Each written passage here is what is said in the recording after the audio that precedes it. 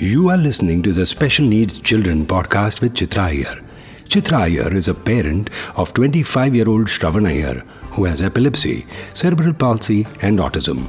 She is the CEO of MFA and has been helping families with life-centered planning to reach their personal financial goals. She is also a trustee of a parent support group, the Forum for Autism, which was set up almost 2 decades ago. MFA is an 18-year-old organization in the personal finance space. They have set up a dedicated practice to help families with special needs children to plan their financial goals and invest for them.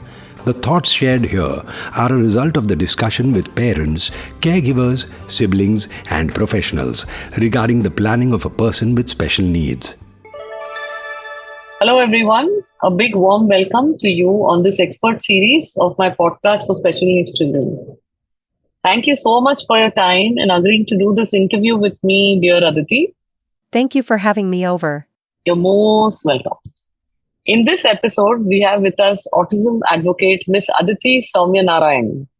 Aditi is a 19-year-old who uses Avaz, a text-to-speech app, to communicate. She goes to Ishanya India Foundation, a special school in Bangalore.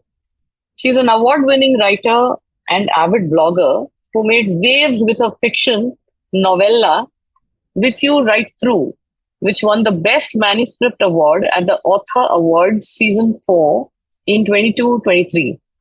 This was later published as Gobble Thy Prejudice. Aditi's collection of short stories, Small Stories, Big Thoughts, received positive reviews from readers, including praise from the Stanford Neurodiversity Project. She's a neurodivergent writer of fiction and enjoys writing slice-of-life stories that depict the victory of human spirit. Beyond her literary achievements, Aditi was a prominent speaker at the United Nations World Autism Awareness Day event in 2023. She's passionate about helping to create a level playing field for autistics and other neurominorities and believes in the power of technology-based, augmentative and alternative communication to create a lasting positive change. Her blog, Small Step, Big Thought, is a must follow for anyone interested in a unique perspective and powerful writing. In today's episode as well, Aditi will respond to questions by typing her answers, which will then be conveyed through a digital voice assistant, reading out her typed responses. Welcome, Aditi. I hope I got all of that right about you. Yes, you did. Thanks. Thank you.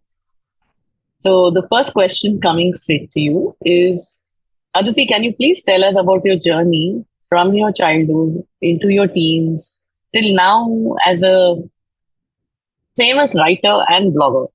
Well, I was not always famous for the right reasons at least. But what I always possessed was this ability to observe people around me and spin colorful tales on the basis of my observations.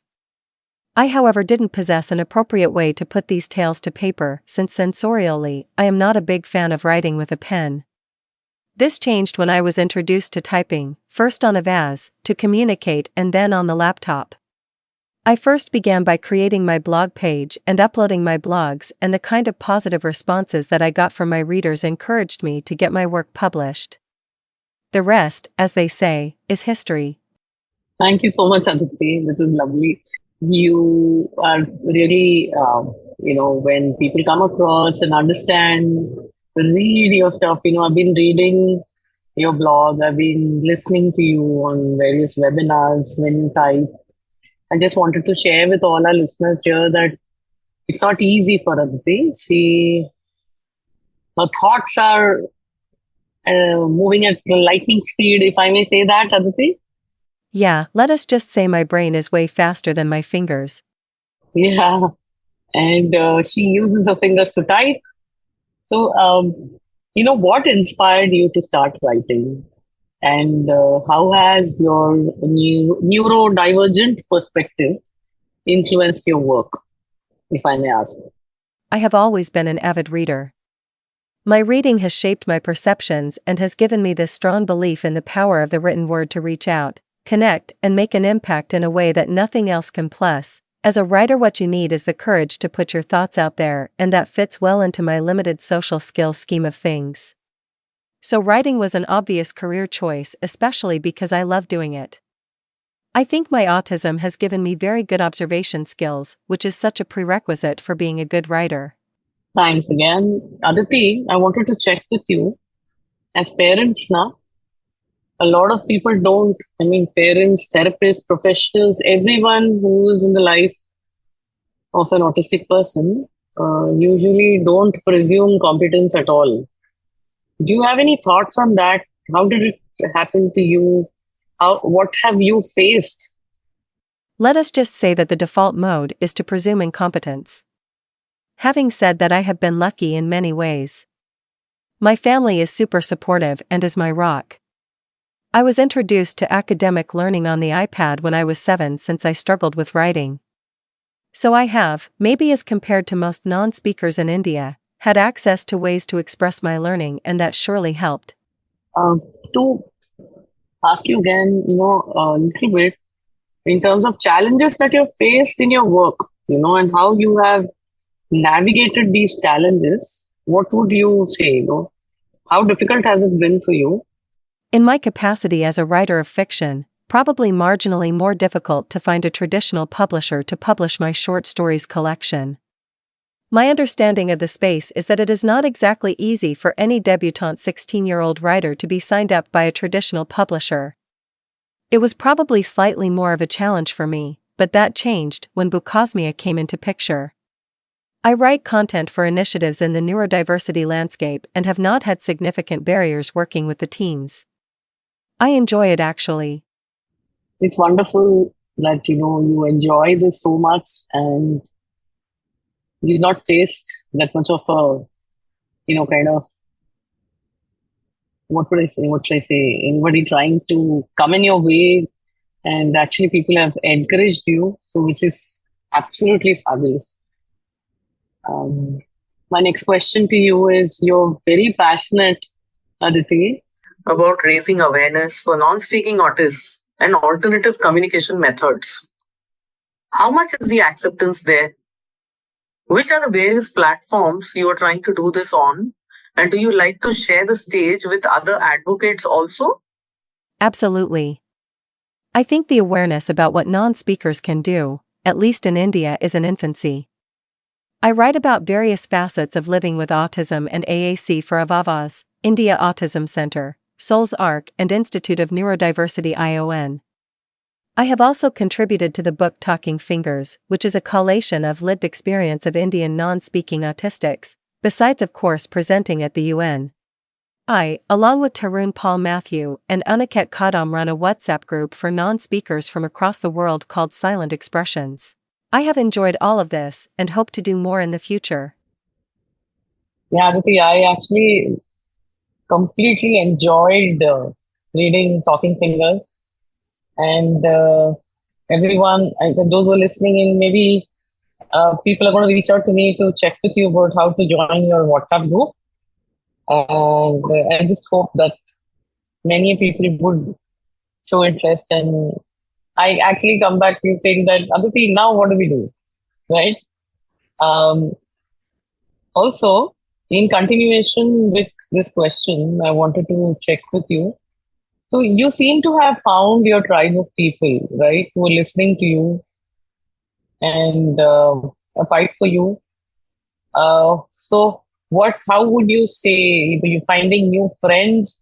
How is it happening in terms of the new friendships that you're able to forge? How do you feel about this? Yeah, definitely we are welcoming more members. My initiatives has given me the opportunity to interact with many people, both NT and ND. I was a part of the YLAC Artivist Fellowship in 2023, where I worked on a campaign to raise awareness and social acceptance of autistic among teens. I worked with a team of 4 neurotypical peers and totally enjoyed it. So yes, if you can express yourself, you can also find your tribe and even expand it, and most of all, have fun in the process. I'm so happy to hear that, really, Aditi. Next is, who has been your biggest source of inspiration in your journey so far? And how have they influenced your journey? Can you please share? My mother for her never say die spirit, my father for his ability to combine logic and thinking outside the box, my maternal grandmother who is an epitome of a spine of steel, my sister who loves that I am a writer and wants to be one, and my educators Shailai Mukherjee ma'am and Varsha Ramdas ma'am who motivate me to push my boundaries and get better. My writing inspirations are P.G. Wodehouse, Ruskin Bond and Salman Rushdie. That's awesome, yeah. Really. What a wonderful share this is, Aditi. Really love this one a lot. Thank you. Aditi, how do you envision the role of technology in communication evolving for neurodivergent individuals in the next few years? And what changes do you hope to see? I truly believe that technology is a game changer, the reason I am here and interacting with you. I hope that in the future assistive technology can utilize AI to make meaningful communication a possibility for those with high support needs. I am thinking of technology like eye gaze tracking for communication, or technology that can alert autistics who have difficulty perceiving body sensations about possible sickness on the basis of biomarkers. Would love to see more like this in the future. I couldn't agree with you any less, Aditi. Really, sometimes I feel if only we could have something as simple as some capsule that we could get into, and without any blood pricking or anything, if we could just sense what's happening within us, it would help a whole lot of our, specifically our non-verbal population, as well as, of course, those who have challenges and are unable to express even though they are verbal, right? Yeah, sometimes you just have to express and you may get an accommodation or someone may know an easier way out. But the key here is to express, to have access to technology that can help with expression. Let me just ask you here, Aditi, how early on did you start using Avaz? And what would you like to tell all of the autistic individuals who are non-verbal out there, and especially to their parents, about how they should be persistent and why they need a device like Avaz in their lives? While I started on typing on Avaz to communicate when I was 14, I was introduced to communicating by spelling using Scrabble alphabet tiles when I was 6. It's not that some of us autistics don't want to talk. It's that we can't, try as much as we do. Speech and communication are two different things. Think of how much does the neurotypical world use text and mails, social media, WhatsApp to communicate. So why is it such an issue to introduce it to us autistic as a communication mode? Loved your answer, Aditi. Completely agree with you. There's just no reason. It's just that, again, I guess it goes back to presuming incompetence. Yeah, very important to truly presume competence. Aditi, I'd like to ask you a question, which is something, that I do for a lot of people in terms of helping them plan their finances. Your thoughts about, so how much do you understand money? What is it that you have done in terms of thinking about the future for yourself? Have you actually sat down to think about, I would need X amount of money for X amount of things in life? To begin with, I am aware of my bank account, how to check the balance, and if fees payments for my writing and royalties for my books have come in. I have not thought about how much money I would need 10 years hence, but I want to take this opportunity to say one thing. When I write, the thought behind my head is that people, my readers, should read my work because it engages them and is written well, and not because I am a non-speaker who writes. When someone hires a neurodivergent for a job, it is because the person possesses the skills to do the job well. It is not a charity, so there is nothing like free lunch. It is only fair that the ND person be paid for her work appropriately. Completely agree here again, Aditi. And I hope that someday we can sit together to talk a little more in detail about money. And I would love to understand your thoughts and help you think a little further also for your future, right? I would love to. Thank you. actually did quite a bit of reading and understanding about banking and investments because Kusum, the main protagonist of Gobbled Eye Prejudice, is an investment banker. No wonder. I was thinking, wow, you already know how to open, not only access your bank account and check it, but also that, you're tracking all your royalties that you're receiving. I felt so great reading about it. Thanks. Yeah, Aditi, coming to my last question for today, your story is extremely inspiring. So, is there anything that you would like to tell everyone who's listening in, whoever it is, another peer like you, or a parent, or a friend, or somebody who has heard about you? If I can do this, so can you or your child, so keep the faith. Thank you for being so direct and so honest and so helpful. Aditi, I just want to extend my deepest gratitude to you for being a part of this podcast. Was lovely chatting my head off. Thanks. How sweet. Your incredible articulation and your profound insights, have left a huge impact on me, and I'm sure will do, or will create the same on all of the listeners who are going to listen into this one. And I'm going to make it, try my best to see that everybody listens on this one. Thanks. I will share this too. So, for everyone, despite being nonverbal, just look at the flow of thought, your mastery of the language and the clarity of your thoughts and your aspirations. They just shine through, Aditi, so beautifully. In your own words, my brain flies faster than my fingers.